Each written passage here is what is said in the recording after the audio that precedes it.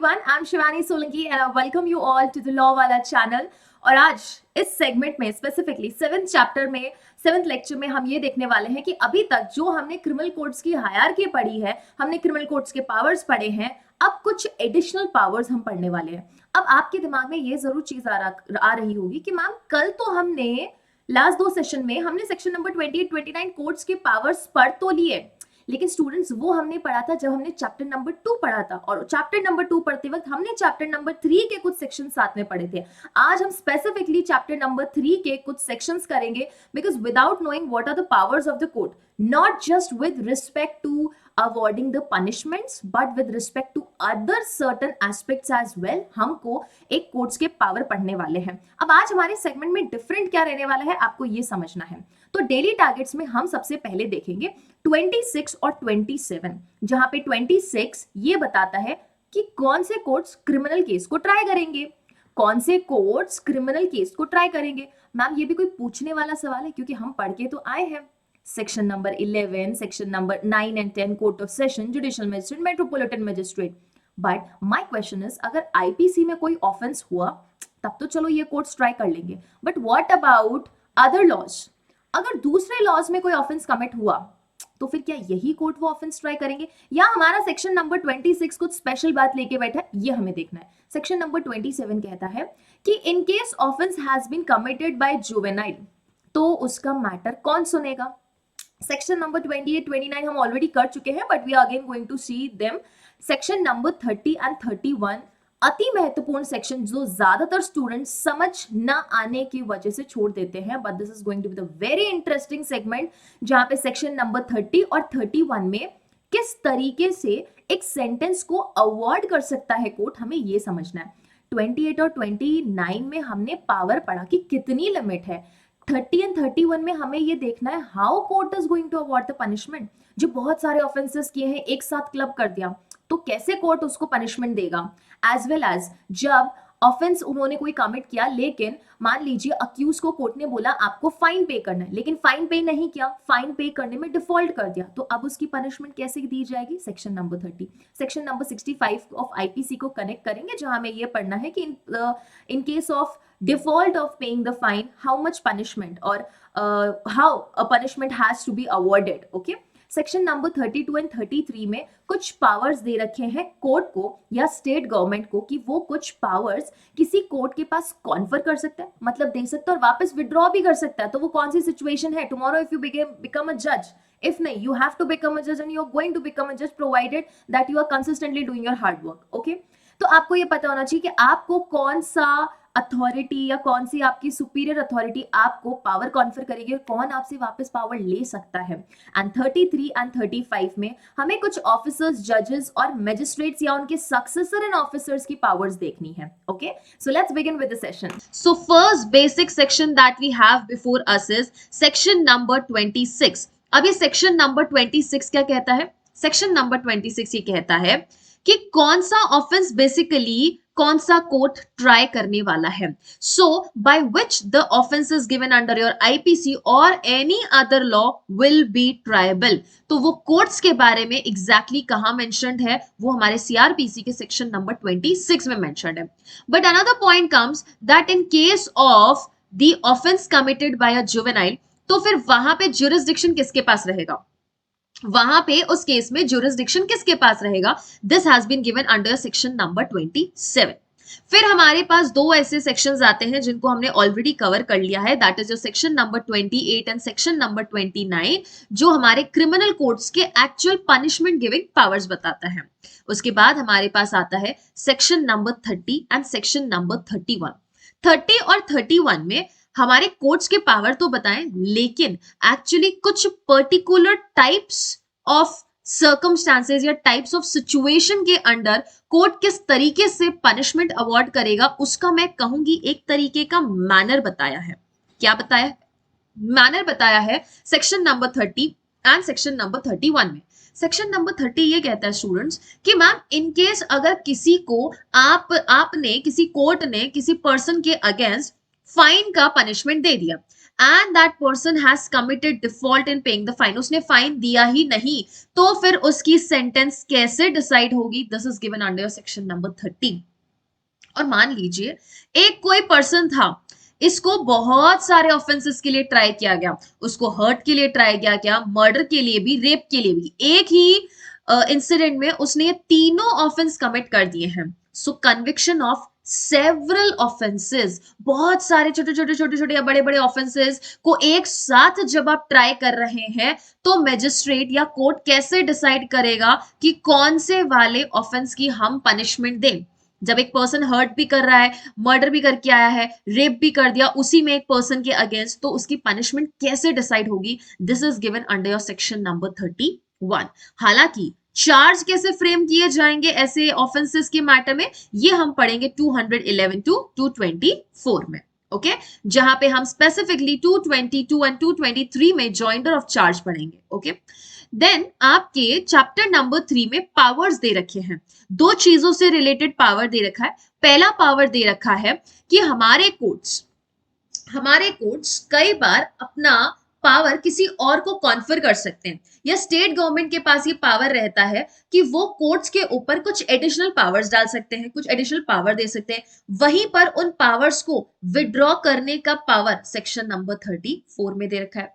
Section number 33 और 35 किससे deal करते हैं? ये कुछ स्पेशल टाइप ऑफ पीपल की पावर बताते हैं। जहां 33 ये बोल रहा है कि अगर कोई ऑफिसर अपॉइंट किया गया किसी और पर्टिकुलर एरिया में, फॉर एग्जाम्पल अगर कोई ऑफिसर जोधपुर में अपॉइंटेड है, अब उसको जयपुर का कार्यभार भी संभालने के लिए अपॉइंट किया गया, तो उस पर्सन की पावर्स कितनी रहेगी? और वहीं पर मैजिस्ट्रेट्स और जजेस की पावर्स कितनी रहेगी? सो पावर्स के अंडर आपको दो सेगमेंट करना है।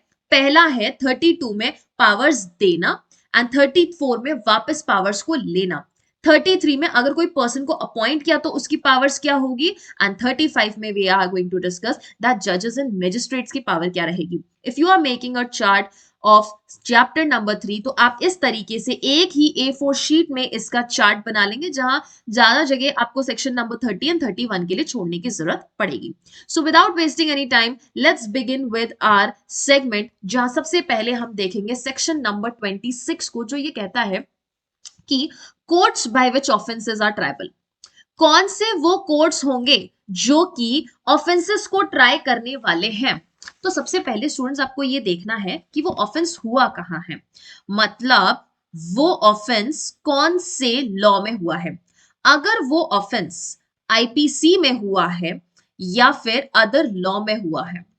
सेक्शन नंबर 26 स्टेट्स कि अगर कोई ऑफेंस आईपीसी के अंडर हुआ है, then high court, court of session and all those courts जो कि फर्स्ट शेड्यूल ऑफ सीआरपीसी में मेंशन्ड है, वो सब ऑफेंसेस को ट्राई करेंगे। सो अगेन सेक्शन नंबर 26 से प्रूव हो जाता है that supreme court is not a criminal court and supreme court does not have an original jurisdiction to try any criminal matter. High court में सीधा matter जा सकता है, हाई कोर्ट डायरेक्टली किसी भी क्रिमिनल मैटर को ट्राई कर सकता है कुछ केसेस में, वहीं पर court of session and other courts जो फर्स्ट शेड्यूल में दे रखे हैं। अब अदर कोर्ट्स फर्स्ट शेड्यूल में कौन से हैं? जुडिशियल मैजिस्ट्रेट्स हैं एंड मेट्रोपॉलिटन मैजिस्ट्रेट्स हैं। Clear point. फिर दूसरा पॉइंट आता है कि अगर ऑफेंसेस दूसरे किसी लॉ में किया गया है, तो फिर उस ऑफेंस को ट्राई कौन करेगा? तो first they have said that the court that is mentioned in that particular law, ऐसा कोर्ट जो कि उस अदर लॉ में मेंशन्ड है, वहां नाम दिया हो सकता है। फॉर एग्जांपल पॉक्सो, अगर पॉक्सो का ऑफेंस हुआ तो पॉक्सो में ऑलरेडी ये मेंशन कर रखा है कि पॉक्सो के अंदर अगर कोई ऑफेंस हुआ है तो that will be tried by the special POCSO court which has been established under POCSO act. Second point बोला, अगर ऐसा कोई कोर्ट मेंशन्ड नहीं है, मान लीजिए उस लॉ के अंदर कोई भी उस पर्टिकुलर एनैक्टमेंट में ऐसे किसी पर्टिकुलर कोर्ट का नेम मेंशन्ड नहीं है, then by your high court and all those courts जिनको की फर्स्ट शेड्यूल ऑफ सीआरपीसी में मेंशन कर रखा है। This is how you are going to make the notes for your section number 26. Now let's come to your section number 26 and read what is given in section number 26. सबसे पहले 26 states code by which offenses are tribal. Subject to the other provisions of this code. इस code में कुछ भी लिखा है तो उसके रहते हुए सबसेक्शन ए बोला है एनी ऑफेंस अंडर आईपीसी के अंडर अगर ऑफेंस हुआ है may be tried by high court, court of session और any other court by which such offence is shown in the first schedule to be triable. Clear? आगे देखो इन्होंने आपको proviso में क्या मेंशन करके दिया। प्रोवाइजो में they have mention that offences under section 376, 376A, AB, B, C, D, DA, DB and E shall be tried as far as practicable by a court presided over by a woman। तो proviso में बोला है कि rape offences के matters ऐसे presiding officer से try किए जाएंगे जो कि विमेन है। एज फार एज प्रैक्टिकेबल, अगर प्रैक्टिकेबल है तो फिर विमेन ऑफिसर उसको ट्राई करेगी, अगर प्रैक्टिकेबल नहीं है तो फिर उसको एक मेल जज भी ट्राई कर सकते हैं। सब क्लॉज बी क्या कहता है? ये तो हो गया हमारा सब क्लॉज ए। सब क्लॉज बी क्या कहता है? It says that any offence under any other law, not under IPC, और कोई लॉ के अंडर अगर ऑफेंस हुआ है, when any court is mentioned in this behalf in such law B tried bye such court, मतलब अगर उस law के अंदर वो कोर्ट मेंशन कर रखा है तब तो वो कोर्ट ट्राई कर लेगा। And where no court is mentioned then it may be tried by first point high court, और फर्स्ट पॉइंट क्या हो गया? हाई कोर्ट, और any other court by which such offences is shown in the first schedule to be triable. अगर कोई particular law में उसके बारे में जिक्र कर रखा है तब तो वो कोर्ट उस मैटर को ट्राई कर लेगा, अगर नहीं मेंशन्ड है तो it will be triable by high court और the court that is mentioned in the first schedule of your CrPC. So this is your section number 26। 27 में हम आएंगे जो कि ज्यूरिसडिक्शन की बात करता है। किसकी बात करते हैं? Jurisdiction in case of juveniles. अगर जुवेनाइल है कोई तो उसका मैटर कौन डिसाइड करने वाला है? तो देखो सेक्शन नंबर 27 सेज दैट अगर ऑफेंस ऐसे पर्सन के द्वारा किया गया है who is below 16 years, कैसा है? below 16 years है, एंड उसने ऑफेंस कौन सा कमिट किया है? उसने ऑफेंस ऐसा कमिट किया है जो कि नॉट पनिशेबल है। किसके द्वारा पनिशेबल नहीं है? ना तो डेथ ना एलआई, इन दोनों से ही पनिशेबल नहीं है। मतलब लाइफ इम्प्रिजनमेंट से कम अगर कोई कम का कोई ऑफेंस आपके ऐसे पर्सन ने किया है जो 16 ईयर्स से बिलो है, तो फिर उसका ज्यूरिसडिक्शन किसके पास रहेगा? उसका ज्यूरिसडिक्शन रहेगा चीफ जुडिशियल मैजिस्ट्रेट के पास। और point number 2, court specially empowered under juvenile justice act, court जो कि आपके जेजे एक्ट के अंदर एम्पावर्ड है, या फिर ऐसा कोई भी लॉ जो कि ऐसे जुवेनाइल के ट्रीटमेंट, ट्रेनिंग या रिहैबिलिटेशन के मैटर से डील करता है। अंडरस्टूड? या तो वो सीजेएम जो कि हमारे सीआरपीसी में मेंशन्ड है वो ट्राई करेंगे ऐसा ऑफेंस, अदरवाइज आपके जेजे एक्ट में कोई भी कोर्ट मेंशन्ड है वो ट्राई करेंगे, या फिर ऐसा अदर लॉ जो कि आपके यूथफुल ऑफेंडर्स के ट्रीटमेंट से, रिहैबिलिटेशन से या उनकी ट्रेनिंग से डील करता है, वहां पे मेंशन्ड वो कोर्ट क्या कर सकता है? जुवेनाइल से रिलेटेड ऑफेंसेस को ट्राई कर सकता है। ध्यान रहे ये जुवेनाइल अक्यूज्ड है। Who is he? He is an accused, not a victim. बराबर? सेक्शन नंबर 27 पढ़ेंगे। Any offense not punishable with death or LI, that is imprisonment for life, committed by any person who at the date when he appears और is brought before the court, या तो वो court के सामने खुद से appear होता है या कोर्ट के सामने उसको लाया जाता है, is under the age of 16 years। So section number 27 में बहुत अच्छे से ध्यान रखना, जुवेनाइल उसको बोला गया जो कि 16 years से बिलो है, may be tried by chief judicial magistrate or by any court specially empowered under the Children Act 1960। अब Children Act 1960 नहीं है, वो किस में कन्वर्ट हो चुका है? जुवेनाइल जस्टिस एक्ट में कन्वर्ट हो चुका है। That's why I have written JJ act. Okay, juvenile justice act or any other law for time being in force providing for the treatment, training and rehabilitation of youthful offenders। तो youthful offenders से related ऐसा कोई भी law है जो उनकी training, treatment या rehabilitation से related provisions को provide करता है, वहां पे अगर कोई court mentioned है तो या तो वो court try करेगा, या फिर juvenile justice act में mentioned courts try करेंगे, या फिर CRPC में mentioned आपके chief judicial magistrate ऐसे juvenile से related matter को क्या करने वाले हैं? deal करने वाले हैं। Clear point? So this is given under 26 and 27. Now we will move on to another segment जो कि हमने पढ़ा था किसके साथ, जुडिशियल मैजिस्ट्रेट्स के प्रोविजंस के साथ एंड मेट्रोपॉलिटन मैजिस्ट्रेट्स के प्रोविजंस के साथ, that is section number 11 to 15 के साथ एंड सेक्शन नंबर 16 टू 19 के साथ हमने ऑलरेडी पढ़ा था। हमने बोला था दैट सेक्शन नंबर 28 किसके पनिशमेंट्स की पावर बताता है, हाई कोर्ट के पनिशमेंट की पावर बताता है एंड कोर्ट ऑफ सेशन के पनिशमेंट की पावर बताता है। Not just court of session but also additional session जज एंड असिस्टेंट सेशन जज की पावर्स, पनिशमेंट पावर भी बताता है। हाई कोर्ट के रिलेटेड इन्होंने क्या बोला, that it can pass any sentence. Court of session के लिए भी बोला एनी सेंटेंस। एडिशनल सेशन जज भी any sentence, but if they want to give death तो हाई कोर्ट उसको कंफर्म करेगा सेक्शन नंबर 366 रीड विद 368। अगला सेशन हमारा सेक्शन नंबर 366 से लेके 371 पर रहने वाला है, that is in next lecture we are going to discuss chapter number 28। Why just chapter number 28 directly after your chapter number 3? Because chapter number 3 में जहां कोर्ट ऑफ सेशन को पावर दी गई है कि आप डेथ सेंटेंस दे सकते हो, लेकिन आपको हाई कोर्ट से पूछना पड़ेगा, तो हाई कोर्ट से पूछने वाले प्रोविजंस हम इसके इमीडिएटली बाद पढ़ लेंगे कि किस तरीके से हाई कोर्ट के सामने आपको एप्लीकेशन फाइल करनी है, और क्या it is mandatory for high court to always give the decision in the favour of the court of session and confirm death sentence. Can't they annul the death sentence, या फिर क्या उसको थोड़ी देर के लिए कह सकते हैं कि थोड़ी देर के लिए कह सकते हैं कि पोस्टपोन कर सकता है या नहीं कर सकता है। Okay, so court of session and additional session जज को बराबर पावर्स है। असिस्टेंट सेशन जज को कितनी पावर दे रखी थी हमने, 10 ईयर्स की पावर दे रखी है सेक्शन नंबर 28 में। Moving on to section number 29, sub section 1 बोलता है सीजेएम को कितनी पावर है, 7 ईयर्स की।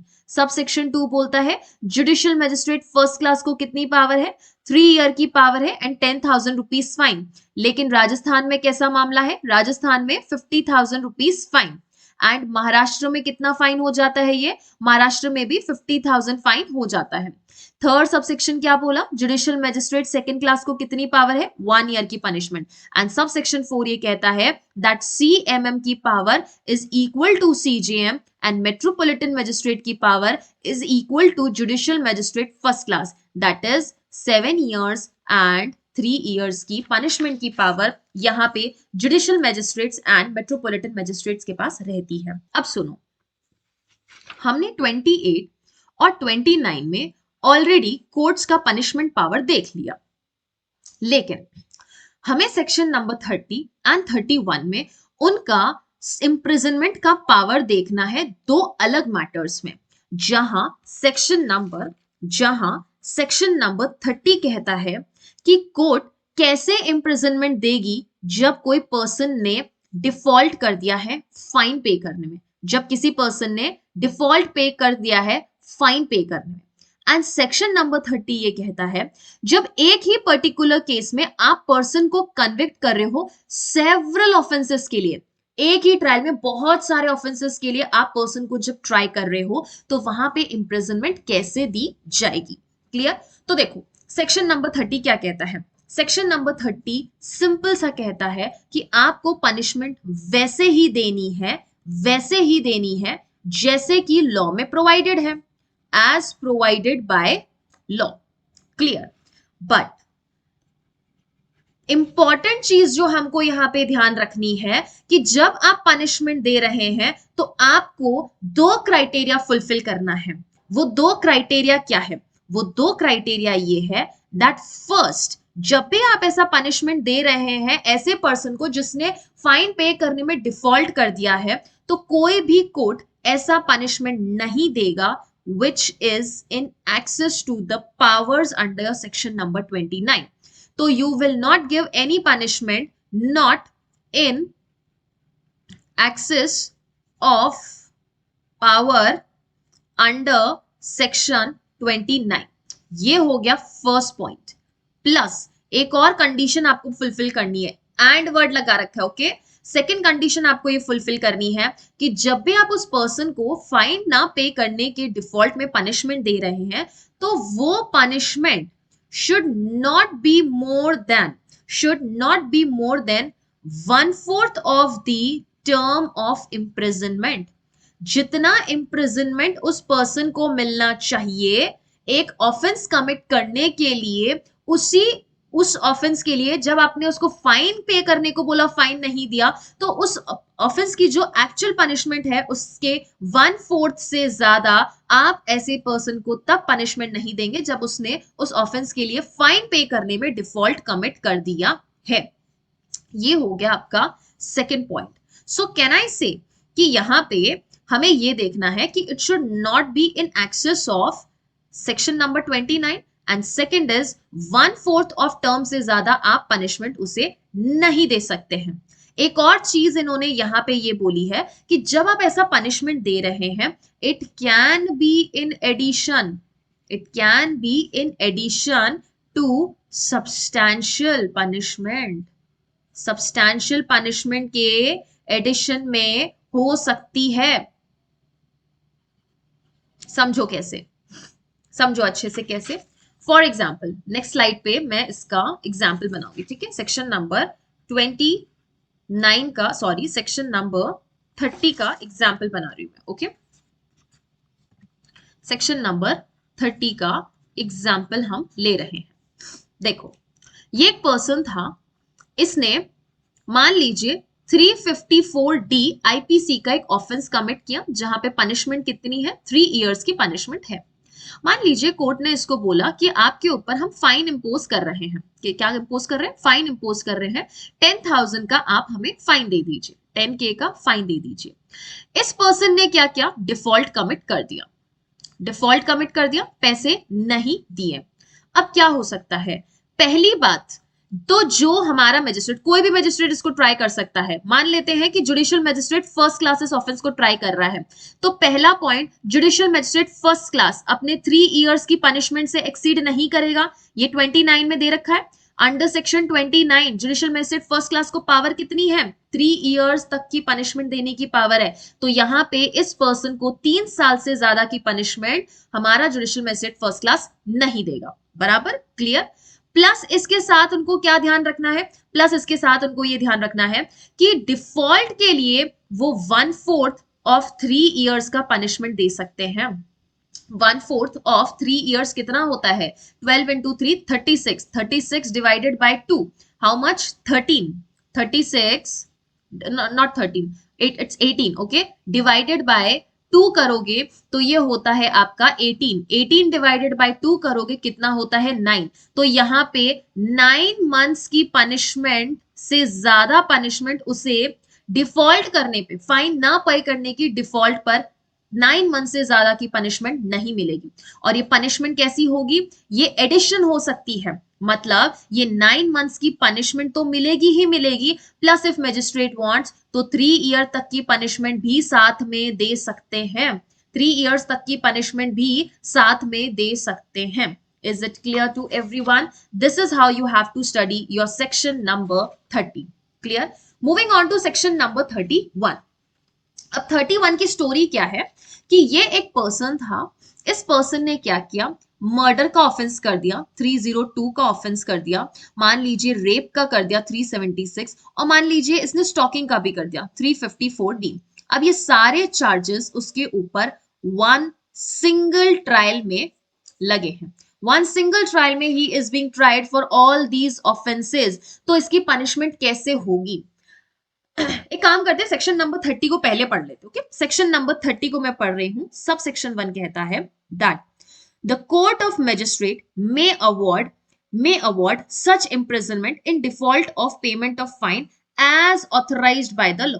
जो लॉ ने ऑथराइज किया, प्रोवाइड किया, उतना कर सकते हैं। प्रोवाइजो कहता है provided that the term, point number A, that is sub clause A, that is clause A, is not in access of the powers of the magistrate under 29 के access में नहीं होना चाहिए, and shall not where the imprisonment has been awarded as a part of the substantive sentence।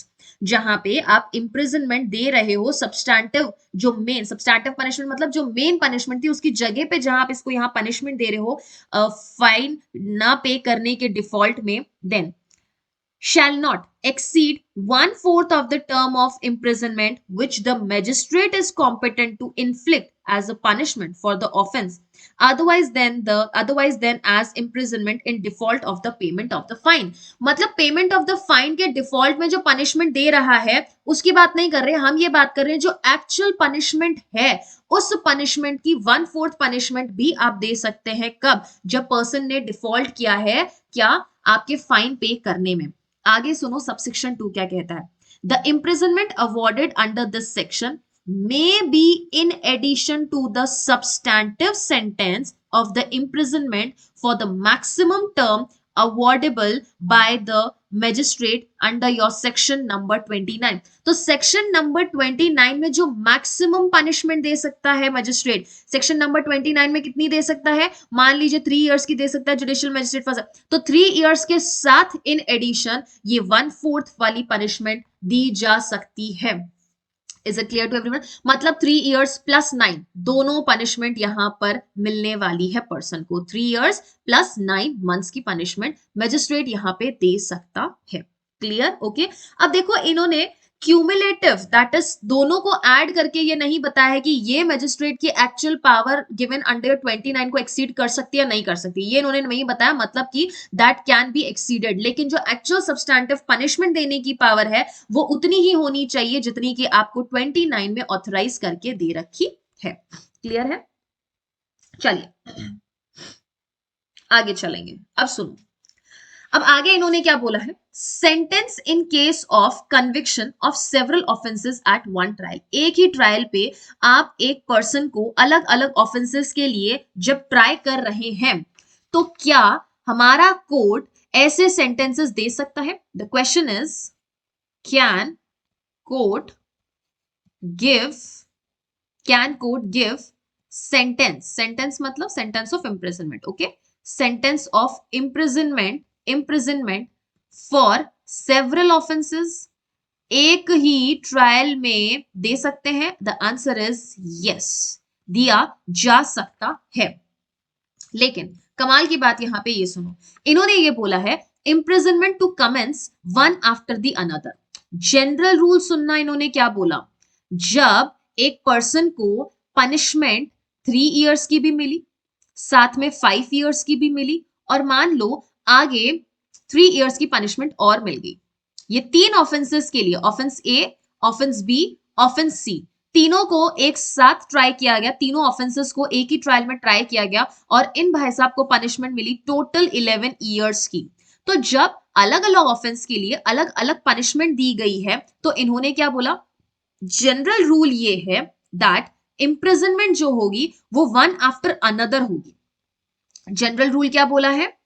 One after other, and one after other को क्या बोला जाता है? वन आफ्टर अदर को हमेशा कॉन्जिक्यूटिव बोला जाता है, एक के बाद एक। ओके, एक के बाद एक आपकी पनिशमेंट चालू हो जाएगी, मतलब पहले 3 साल की भुगतो, फिर 5 साल की भुगतो, फिर 3 साल की भुगतो, अनलेस ये वर्ड अच्छे से ध्यान रखना, अनलेस द कोर्ट मेंशंस, जब तक आपका कोर्ट खुद से मेंशन नहीं कर देता कि ये पर्टिकुलर जो पनिशमेंट है, unless the court directs the punishment to run concurrently.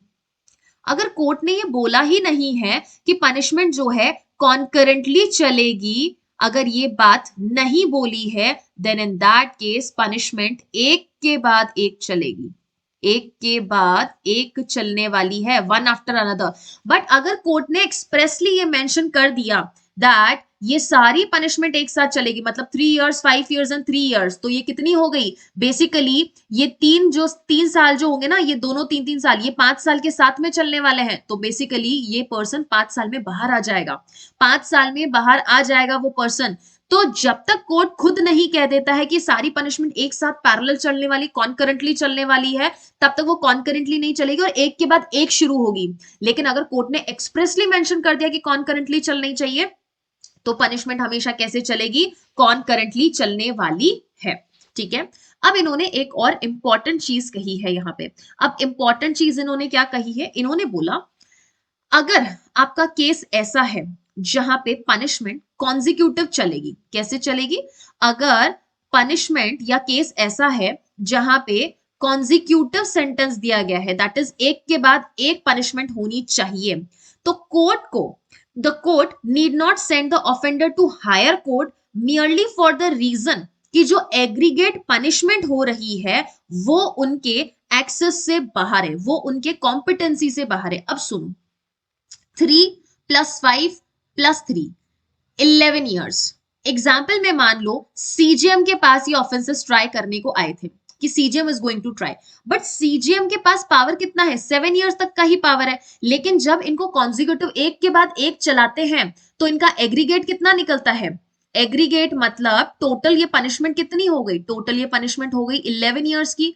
तो सिर्फ इस ग्राउंड पे कि जो एग्रीगेट पनिशमेंट है वो एक्सीड कर रही है उनके पावर जो उनको 29 में दे रखा है, उससे वो एक्सीड कर रही है, सिर्फ इस ग्राउंड पे आप मैटर को हायर कोर्ट में रेफर नहीं करेंगे।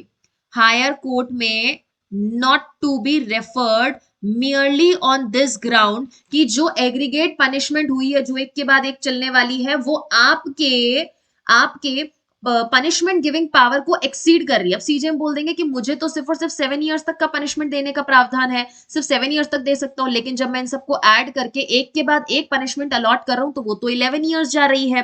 तो क्या मैं इसको कोर्ट ऑफ सेशन को ट्रांसफर कर दूं मैटर को? Answer is no. आप अपने से हायर कोर्ट को सिर्फ इस ग्राउंड पे मैटर को ट्रांसफर नहीं करेंगे कि आपके पनिशमेंट गिविंग पावर की लिमिट्स को एक्सीड करके वो एग्रीगेट पनिशमेंट आगे निकल चुकी है।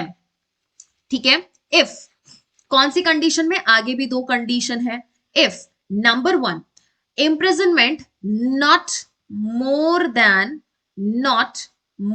14 ईयर्स। अगर जो टोटल एग्रीगेट पनिशमेंट है वो 14 ईयर्स से बाहर नहीं जा रही, देखो हमने तो यहाँ टोटल क्या सिर्फ और सिर्फ 11 ईयर्स तक जा रही है, तो जब वो 14 ईयर्स से ज्यादा नहीं जा रही है plus aggregate punishment not exceed twice the amount of the punishment that the court is competent to give. Aggregate punishment क्या नहीं है, aggregate punishment not, एक मिनट, aggregate punishment का twice जो है, aggregate punishment का जो twice है, कहा थे हम, ओके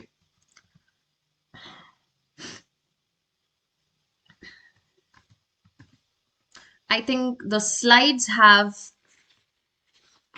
okay, slides जो है वो remove हो गई है, do not worry, I'll try to get it back। चलो कोई बात नहीं, मैं वापस से सेंटेंस को इसको वापस से फ्रेम कर देती हूँ। ठीक है, वापस से सुनो, देखो सेक्शन नंबर 31 में हमने क्या पढ़ा, सेक्शन नंबर 31 में हमने ये पढ़ा कि अगर किसी पर्सन को हम कॉन्जिक्यूटिव पनिशमेंट देना चाहते तो दी जा सकती है। ठीक है, जनरल रूल क्या बोला है, जनरल रूल ये बोला है कि पनिशमेंट हमेशा कैसी रहेगी, पनिशमेंट हमेशा कॉन्जिक्यूटिवली, पनिशमेंट कैसी चलने वाली है, हमेशा वन आफ्टर अनदर चलने वाली है, कॉन्जिक्यूटिवली पनिशमेंट चलेगी, अनलेस दी कोर्ट मेंशंस या कोर्ट डायरेक्ट्स कि ये पनिशमेंट कॉन्करेंटली चलेगी। कॉन्करेंटली मतलब एक साथ, एंड कॉन्जिक्यूटिवली मतलब एक के बाद एक चलेगी, और एक के बाद एक वाली क्या होती है, एग्रीगेट पनिशमेंट, उसको टोटल करते हैं ना हम। हमारे केस में punishment 3 years plus 5 years plus 3 years कितनी हो रही थी, टोटल 11 ईयर्स हो रही थी। ट्राई कौन कर रहा था मैटर, सीजीएम ट्राई कर रहा था। As per section number 29 CGM को 7 ईयर्स का पावर है। तो मियरली इस ग्राउंड पे कि जब आपका केस ऐसा है कि कोर्ट ने ये बोल दिया कि मैटर में कॉन्जिक्यूटिवली सेंटेंस रन होने वाला है, एक के बाद एक पनिशमेंट मिलने वाली है, तो मियरली इस ग्राउंड पे कि जो उसकी एग्रीगेट पनिशमेंट है वो एक्सीड कर रही है उस कोर्ट के पनिशमेंट गिविंग पावर को, तो सिर्फ इस ग्राउंड पे आप हायर कोर्ट के पास मैटर रेफर नहीं करेंगे। अगर 2 सिचुएशंस है, पहली अगर aggregate punishment 14 years not exceed, 14 years से ज्यादा की नहीं है, एंड भले ही सीजीएम को 7 साल तक की पनिशमेंट देने का प्रावधान है, लेकिन हमारे इस केस में 11 ईयर्स की पनिशमेंट हो रही है, कोई बात नहीं, आप फिर भी दे सकते हो, क्योंकि सेक्शन नंबर 31 कहता है कि 14 ईयर्स से ज्यादा नहीं होनी चाहिए सारे पनिशमेंट्स को अगर ऐड कर दो तो। एंड दूसरी सिचुएशन क्या बोली है कि twice of aggregate punishment does not exceed the power of court to give punishment जो कोर्ट के पास पावर है पनिशमेंट देने की, अगर उसका हम ट्वाइस करें, अगर हम उसका जो कोर्ट की जो हमारी एक्चुअल पावर है पनिशमेंट देने की, वो पावर क्या नहीं है, आपके एग्रीगेट पनिशमेंट की जब डबल करते हैं वो एक्सीड ना करे हमारे कोर्ट की पनिशमेंट देने की पावर को. So aggregate punishment does not exceed twice the amount of the punishment that the court is empowered. अब देखो मेरी बात अच्छे से सुनो, हमारी यहाँ पनिशमेंट कितनी बनी, एग्रीगेट पनिशमेंट 11 ईयर्स. और पॉइंट नंबर 2 क्या कहता है, जो आपकी एग्रीगेट पनिशमेंट है वो कोर्ट के पावर टू गिव पनिशमेंट की ट्वाइस से एक्सीड नहीं करना चाहिए. अब सीजीएम के पास पावर कितना है, 7 ईयर्स है. 7 ईयर्स मतलब कोर्ट की पावर कितनी हुई, 7 ईयर्स. अब ये कोर्ट की पावर को ट्वाइस करूं तो कितना होता है, 14 ईयर्स. और हमारी एग्रीगेट पनिशमेंट कोर्ट के पावर टू गिव पनिशमेंट की ट्वाइस से एक्सीड नहीं करना चाहिए. तो देखो 11 ईयर्स 14 ईयर्स को एक्सीड नहीं कर रहा है, तो इस मामले में हमारे सीजीएम साहब ये पनिशमेंट दे सकते हैं, क्योंकि वो पॉइंट नंबर ए और पॉइंट नंबर बी दोनों ही कैटेगरी को, दोनों ही कंडीशंस को फुलफिल कर रहे हैं. तो इस ग्राउंड्स पे कि भाई मैं तो सिर्फ 7 साल की पनिशमेंट दे सकता हूं, लेकिन यहां एग्रीगेट पनिशमेंट तो 7 साल से भी बाहर निकल रही है, तो मुझे अपने से हायर कोर्ट को ट्रांसफर करना पड़ेगा केस. ऐसा नहीं है. अगर जो एग्रीगेट पनिशमेंट आप दे रहे हो वो 14 ईयर से ज्यादा नहीं है, और दूसरा मामला कोर्ट जितना आपको पावर है पनिशमेंट देने का उससे डबल, उसकी डबल अगर करोगे तो उस डबल को आपका एग्रीगेट पनिशमेंट एक्सीड नहीं कर रहा है ना, you can give that much amount of punishment as per your section number 31. And जब भी ऐसे पर्सन को कन्विक्ट किया जाएगा अलग अलग ऑफेंसेस के लिए एक ही ट्रायल में, तो उन सभी को क्या माना जाएगा, सिंगल पनिशमेंट माना जाएगा, अलग अलग पनिशमेंट नहीं माना जाएगा. मतलब अगर उनको अपील करनी है तो अपील के वक्त उन सारे ऑफेंसेस की पनिशमेंट को हम सिंगल पनिशमेंट मानेंगे, डिफरेंट पनिशमेंट्स नहीं मानेंगे. Okay, now let's read your section number 31 को अच्छे से पढ़ेंगे. 30 का एग्जाम्पल मैंने आपको ऑलरेडी यहाँ पे दे दिया था. ओके, 31 को अच्छे से पढ़ेंगे. 31 says sentence in case of conviction of several offenses at one trial. When a person, subsection 1 पढ़ रही हूँ, when a person is convicted at one trial of 2 or more offenses, the court may, subject to the provisions of section number 71 under IPC, अगर 71 में कुछ भी रह रहा है IPC में दे रखा है तो उसके कंसोनेंस में रहते हुए what you have to do, sentence him for such offense to several punishments prescribed therefore which such court is competent to inflict. तो इतना वो पनिशमेंट दे सकता है कोर्ट जितना कि वो empowered है.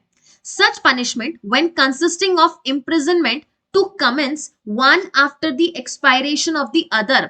अगर आपकी पनिशमेंट ऐसी है जो कि one after other चलेगी, मतलब कि क्या, मतलब कि ये बात कर रहा है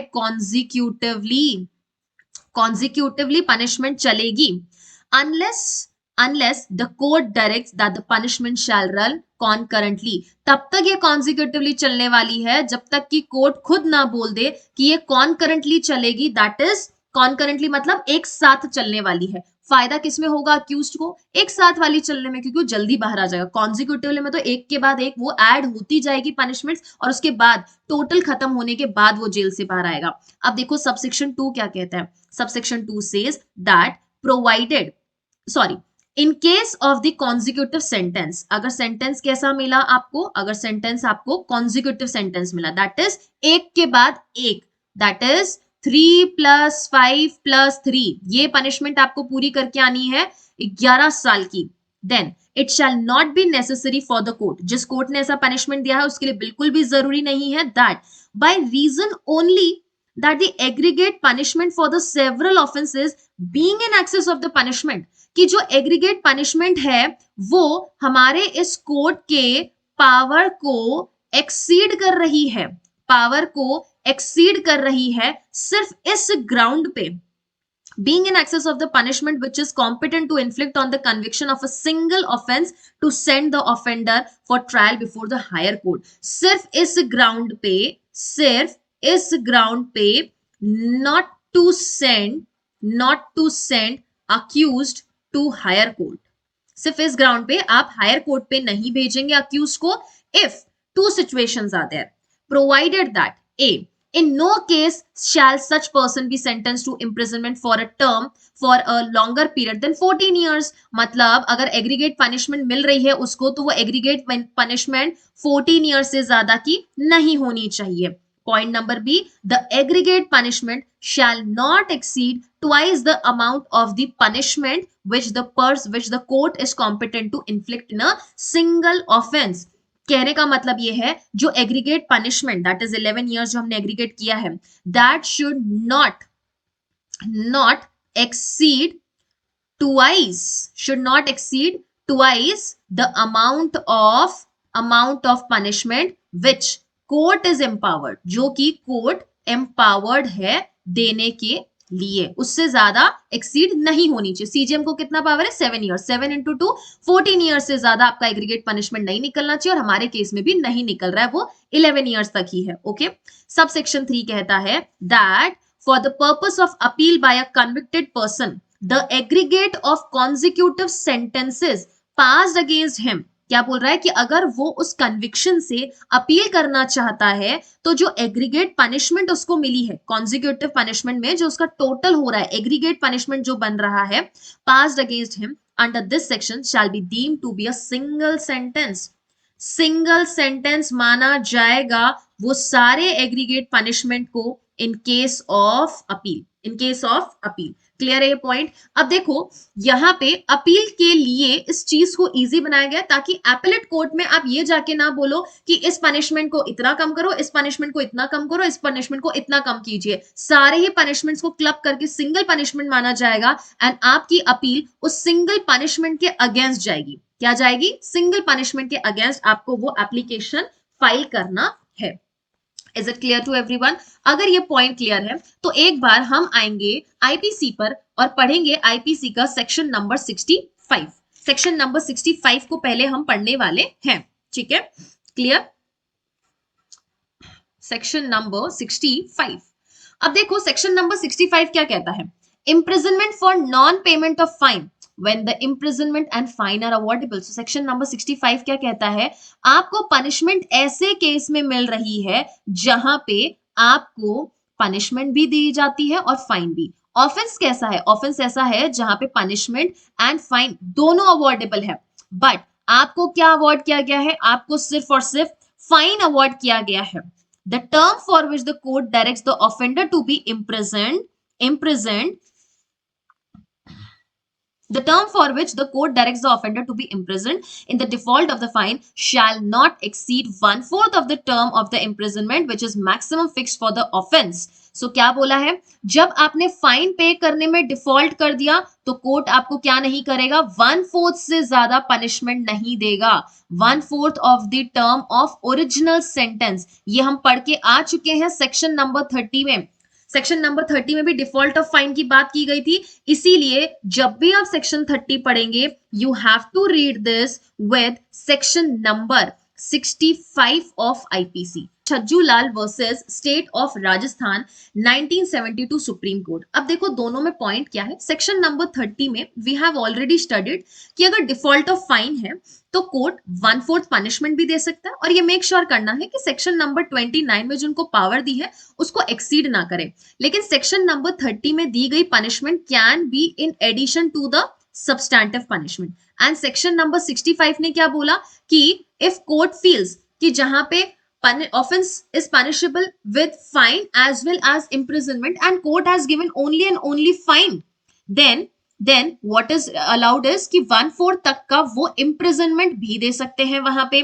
The term for which the court directs the offender to be imprisoned in default of the payment of the fine shall not exceed 1/4 of the term of imprisonment which is the maximum fixed for the offense if the offense be punishable with imprisonment as well. यहां पे nature punishment का ऐसा है कि दोनों ही cases में nature कैसा है ऑफेंस का कि जहां पे पनिशमेंट क्या दी जा सकती है, फाइन भी दी जा सकती है और ऑफेंस भी दिया जा सकता है. लेकिन इन्होंने बोला 65 ने सिर्फ ये बोला कि आप 1/4 पनिशमेंट देंगे. 30 ने बोला आप देंगे तो 1/4 पनिशमेंट, लेकिन इफ यू वांट तो 1/4 punishment can be in addition to the actual substantive punishment. अब Chhajjulal versus state of Rajasthan में ये बोला गया कि सेक्शन नंबर 30 ऑफ सीआरपीसी एंड 65 ऑफ आईपीसी में हार्मनी होनी चाहिए, हार्मोनियस कंस्ट्रक्शन होना चाहिए। मतलब दोनों में ये मेक श्योर करना है कि दोनों की जो कंडीशंस है वो फुलफिल हो। It means that while magistrate exercises magistrate's power of specifically limited by section number 30, they must also be exercised as not to contravene section number 65। ऐसा नहीं है कि जब आप 30 में पनिशमेंट दे रहे हो तो आप सेक्शन नंबर 65 में दी गई पनिशमेंट को कॉन्ट्री जाके कोई पनिशमेंट दे दो। दैट इज टू से कि सेक्शन नंबर 30 एंड सेक्शन नंबर 65 दोनों को आपको तालमेल बैठा के चलना है। मतलब 29 में अपनी पावर्स को भी एक्सीड नहीं करना है एंड सेक्शन नंबर 65 में दे रखिए 1/4 imprisonment, that is 1/4 term of the original sentence तक ही आप पनिशमेंट दे सकते हैं। Therefore, court held that section number 30 of CRPC shall prevail over section number 65 of IPC. In case अगर ऐसा contradiction होता है तो 30 हमेशा 65 के ऊपर प्रिवेल करेगा, ओवरराइड करेगा। मतलब प्रायोरिटी किसको देंगे हम? प्रायोरिटी हम सेक्शन नंबर 30 को देंगे। रीजन इसके पीछे सिंपल है, because CrPC is a procedural law and IPC is a substantive law. Clear? But जहां तक कोशिश करना है section number 30 and section number 65 में क्या हो, हार्मनी बैठे। अगर आपको लग रहा है कोर्ट को कि नहीं 65 में मेंशन सिर्फ 1/4 punishment is not enough, then 30 में आप 1/4 के साथ साथ 1/4 जो आपको 65 में दे रखी है वही बात 30 में भी दे रखी है, लेकिन 30 में एडिशनल चीज क्या दे रखा है कि 1/4 can be in addition to the original sentence. तो आप 1/4 प्लस ओरिजिनल सेंटेंस दोनों दे सकते हैं। But 65 mentions that only fine can only आप फाइन ना देने के डिफॉल्ट में आप सिर्फ और सिर्फ 1/4 पनिशमेंट दे सकते हैं। But 30 mentions both that it can be in addition to the original sentence. तो 30 में 1/4 भी मिलेगा प्लस ओरिजिनल सेंटेंस जो कि 3 साल का हो सकता है तो वो भी मिलेगा। Okay, is this point clear to everyone? अगर ये पॉइंट क्लियर है तो अब हम आगे चलेंगे जहां हम पढ़ने वाले हैं सेक्शन नंबर 32 एंड 34 को। अब इन दोनों में क्या बात कर रखी है? इन दोनों में ये बोला है कि पावर्स कैसे देने हैं और पावर्स कैसे विड्रॉ करने हैं। Mode of giving the powers and mode of withdrawal, दोनों सेक्शंस दैट इज 33 एंड 34 को मैंने साथ साथ क्यों लिखा है?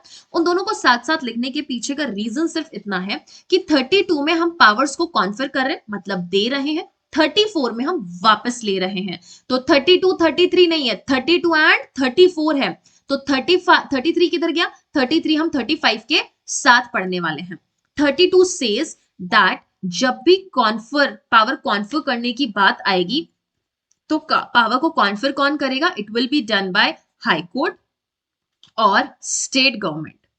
किसको पावर करेंगे ये? एनी पर्सन, किसी को भी ये पावर दे सकते हैं। और ये इफेक्ट में कब से आएगी? अगर मान लो मुझे हाईकोर्ट ने कोई पावर दे दी तो ये इफेक्ट में कब से आएगी? From the date of communication, जिस दिन मुझे ये चीज कम्युनिकेट हुई है दैट मैम आपको ये पावर हाईकोर्ट या स्टेट गवर्नमेंट ने दिया है, उस दिन से माना जाएगा कि आज मेरे पास वो पावर्स आ चुकी है। क्लियर? विड्रॉल ऑफ पावर, तो विड्रॉल कौन करेगा? तो सिंपल चीज है स्टूडेंट्स, जो आपको पावर देता है वही आपकी पावर को विड्रॉ करता है। तो सेक्शन नंबर 34 में हाई कोर्ट या स्टेट गवर्नमेंट आपसे पावर वापस ले लेगा, लेकिन लेगा किसके पास से? It can be taken from CJM और district magistrate, chief judicial magistrate या फिर डिस्ट्रिक्ट मैजिस्ट्रेट या डिस्ट्रिक्ट मैजिस्ट्रेट। एक मिनट, नॉट फ्रॉम बट सुनो सुनो सुनो, पावर जब हमने दी ही किसी पर्सन को है तो पावर वापस भी किससे लेंगे? किसी भी पर्सन से ले सकते हैं, लेकिन पावर लेने का वापस लेने का पावर किसके पास है? हाई कोर्ट के पास भी है, स्टेट गवर्नमेंट के पास भी है, सीजीएम के पास भी है एंड डीएम के पास भी है। तो ये चारों में से कोई भी पावर्स को विड्रॉ कर सकता है किसी भी पर्सन के पास से या फिर किसी भी मैजिस्ट्रेट के पास से जिनको इन लोगों ने पावर दी है। देखो, विड्रॉल तभी कर सकते हो जब आपने कुछ दिया है, जब आपने कुछ दिया ही नहीं है तो आप किसी चीज का विड्रॉल कर नहीं सकते हो। तो विड्रॉल करने के लिए पहले जरूरी है that you need to give somebody the powers, you need to empower somebody with the powers, only then in case of certain matters you can withdraw the powers. आइए पढ़ेंगे सेक्शन नंबर 32 एंड देन पढ़ेंगे section number 34. सुनो कि अब section number 32 क्या कहता है. हमने बोला 32 में हम क्या कर रहे हैं, पावर्स को कॉन्फर कर रहे हैं. Modes of conferring the power.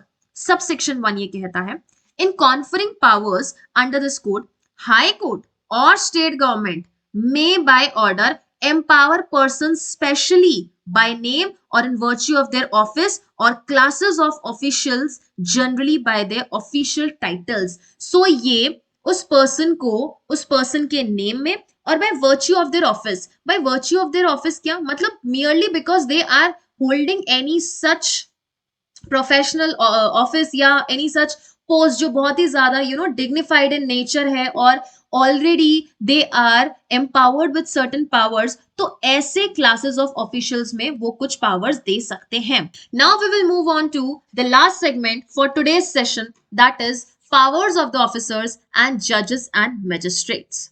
अब देखो यहां हमें ये पढ़ना है कि कुछ पर्टिकुलर ऑफिसर्स या फिर जजेस या मैजिस्ट्रेट्स अपनी पावर को एक्सरसाइज कैसे करेंगे या फिर उनके पास कितनी पावर्स होने वाली हैं.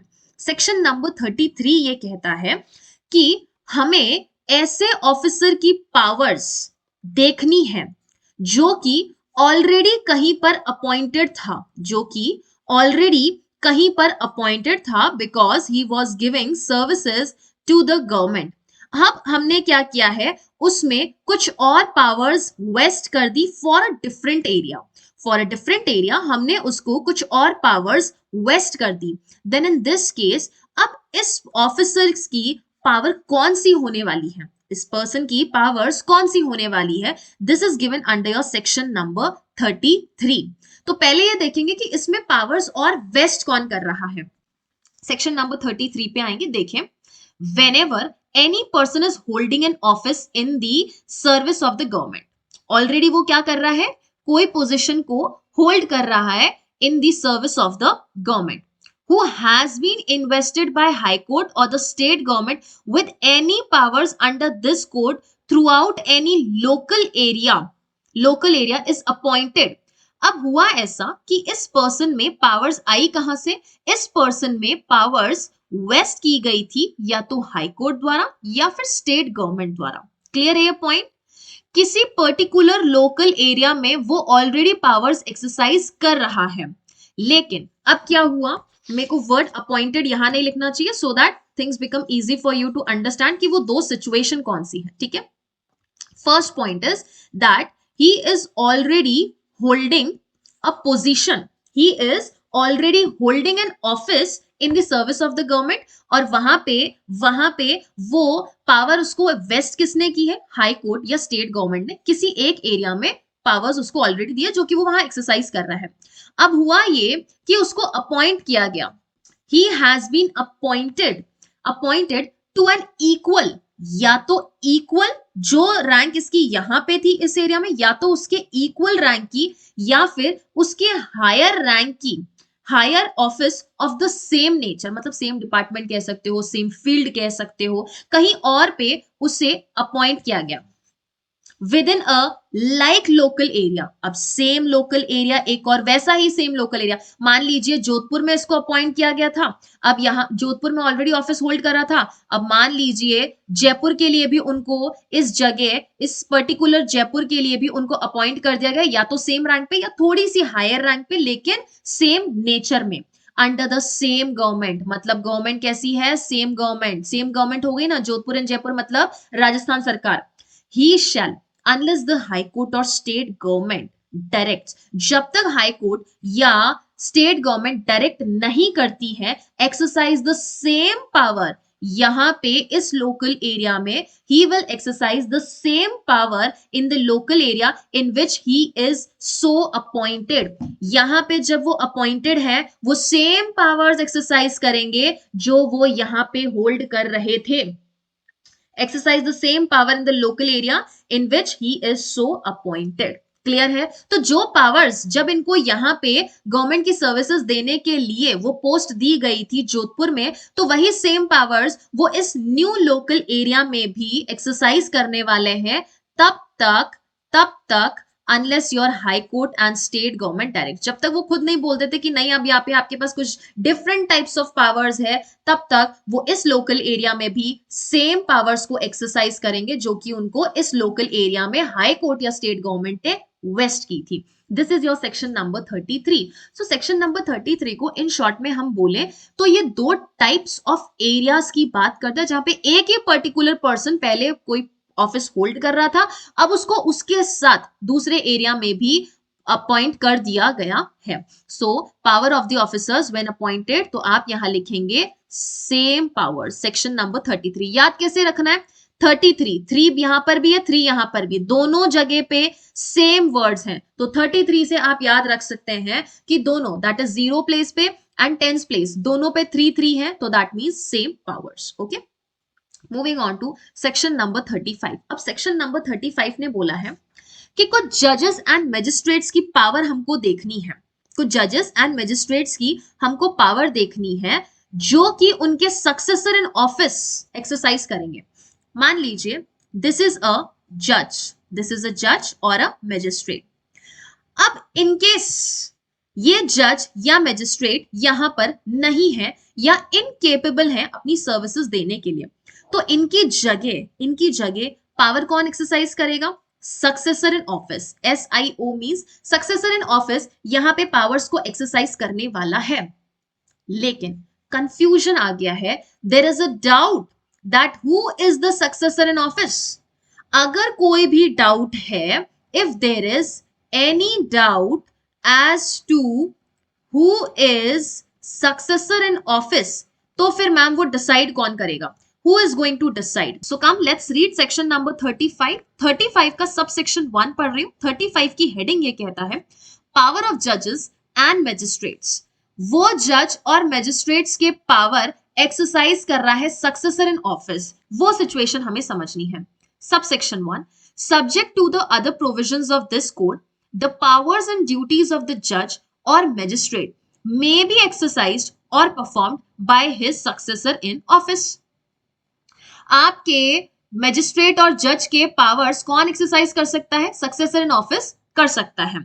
Subsection 2, where there is any doubt as to who is a successor in office of any additional session judge or assistant session judge, किसी एडिशनल सेशन जज और असिस्टेंट सेशन जज इन दोनों का सक्सेसर कौन है, सक्सेसर इन ऑफिस कौन है, या अगर इन दोनों में भी ऐसी कुछ लड़ाई होती है, द सेशन जज शैल determine by order and writing the जज who shell for the purpose of the code or any other proceeding or order be deemed to be successor in office of such additional session judge। Basically मैंने आपको ये बोला था जब इन दोनों के बीच ऐसा कुछ डाउट है, the point is जब इन दोनों के लिए डाउट है, जब हमें ये नहीं पता कि एडिशनल सेशन जज या असिस्टेंट सेशन जज का सक्सेसर कौन होने वाला है, वो सेशन जज डिसाइड करेगा। ओके, एडिशनल सेशन जज या असिस्टेंट सेशन जज का सक्सेसर इन ऑफिसर कौन होगा, this will be decided by उनका सुपीरियर दैट इज सेशन जज।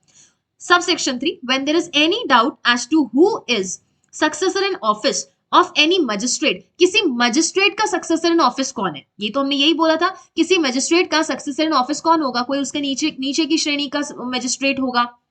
अगर कंफ्यूजन है कि कौन सा मैजिस्ट्रेट पर्टिकुलर एक मैजिस्ट्रेट का सक्सेसर इन ऑफिस होना है, देन चीफ जुडिशियल मैजिस्ट्रेट और district magistrate as the case में be shall determine by order in writing the magistrate who shall for the purpose of CRPC or any proceeding be deemed to be the successor in officer of such magistrate। तो जो हमारा session जज या CJM या district magistrate order में लिख दें कि this particular person is going to be successor in office, तो वो पर्सन यहाँ पे सक्सेसर इन ऑफिस रहने वाला है।